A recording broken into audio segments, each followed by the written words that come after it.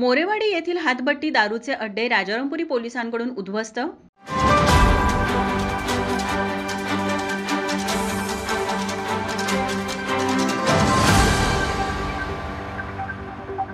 राजारामपुरी पोलिसांनी आज मोरेवाडी येथील कांजारभाट वस्तीतील हातभट्टीची दारू तयार करणाऱ्या 5 अड्ड्यांवर कारवाई केली। यावेळी पोलिसांनी मोरेवाडी कांजारभाट परिसरातील गावठी दारू तयार करणाऱ्या हातभट्ट्या उद्ध्वस्त करत 5 जणांना ताब्यात घेतला आहे। रोहित प्रकाश माटुंगे, मनोज मोहन मिनेकर, प्रकाश जॅक्सन बागडे, विजय जॅक्सन बागडे, प्रमोद सुनील बागडे अशी त्या 5 जणांची नावे आहेत। पोलिसांनी गावठी दारू तयार करण्यासाठी लागणारे 3800 लिटर कच्चे रसायन, 5900 लिटर पक्के रसायन, 340 लिटर गावठी हातभट्टीची तयार दारू, 34 पत्र्यांची बॅरेल, 2 सिमेंट टाक्या, 29 प्लास्टिक पाईप व 2 टन जळाऊ लाकूड असा एकूण 5,21,500 रुपये किमतीचा मुद्देमाल जेसीबीच्या साह्याने उद्ध्वस्त केला आहे। पुढील तपास राजारामपुरी पोलीस करत आहेत। या कारवाईत पोलीस अधीक्षक योगेश कुमार गुप्ता, अपर पोलीस अधीक्षक निकेश खाटमोडे पाटील यांच्या मार्गदर्शनाखाली स्थानिक गुन्हे अन्वेषण शाखेचे पोलीस निरीक्षक रवींद्र कळमकर, संतोष गळवे, पोलीस उपनिरीक्षक व पोलीस अंमलदार परशुराम गुजरे, गजानन गुरव, संतोष बर्गे, वैभव पाटील यांच्यासह आदी पोलिसांनी सहभाग घेतला होता।